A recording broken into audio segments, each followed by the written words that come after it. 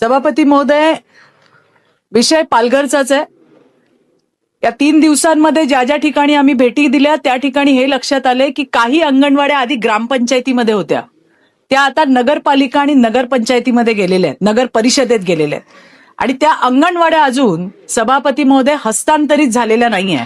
तर त्याची प्रक्रिया जी आहे ती लवकरात लवकर होणं अतिशय गरजेचं आहे।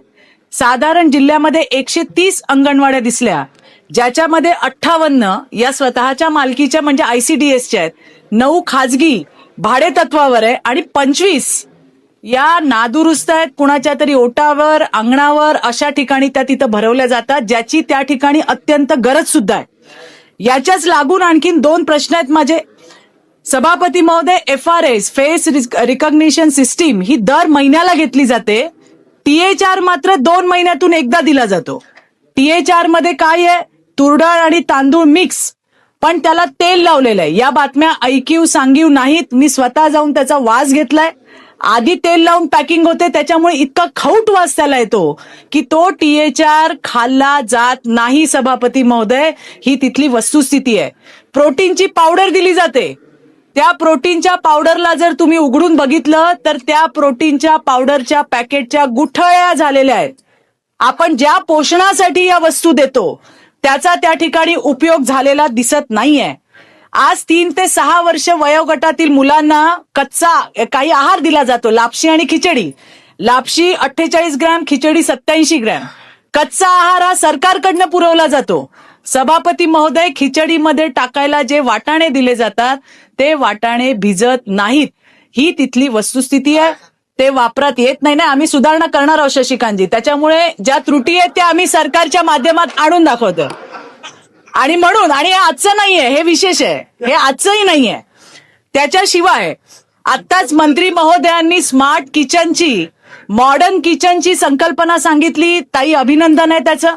ज्या ठिकाणी आपल्या म्हणजे ICDSच्या अंगणवाड्या आहेत त्या ठिकाणी तर तुम्ही करालच, पण ज्या ठिकाणी नाही आहेत, आज 2016 साली साहेब सभापती महोदय शेगड्या दिल्या गेल्या होत्या, त्या शेगड्या तिकडे फुटलेल्या आहेत। प्रश्न विचारा। हा, तर मला तेच म्हणायचंय की याच्यामध्ये THRचा जो आहार आहे, जो वास घेतल्यावरती खौट वास येतो, तेल लावून दिलं जातं त्याला, प्रोटीनच्या पावडरमध्ये गुठळ्या आढळतात, जे कच्चा आहार दिला जातो ते वाटाणे भिजत नाहीत, यामध्ये सुधारणा होणार आहे का? मॉडर्न अंगणवाडीमध्ये तुम्ही अद्ययावत किचन देणार आहात, पण त्याची संख्या राज्यामध्ये कमी आहे।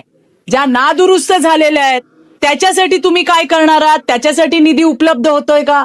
ज्या भाडे तत्वावर, कारण तिथेही राज्यातली मुलं येत आहेत आणि मग त्यांनाही चांगला आहार देणं ही आपली जबाबदारी आहे। तर यासाठी शासनाचं धोरण काय आहे? धन्यवाद सभापती महोदय। चित्राताईंनी जो प्रश्न या ठिकाणी उपस्थित केला, पालघर मधला हस्तांतरणच्या संदर्भामध्ये जिथं हस्तांतरित झाल्या नसतील तिथं पालघरच्या नगर परिषद, नगरपंचायत किंवा जिल्हाधिकाऱ्यांसोबत मी आजच त्या ठिकाणी संपर्क करून त्यांना त्या सूचना देण्यात येतील की त्यांनी हस्तांतरणाची प्रक्रिया जी आहे ती त्याला गती द्यावी।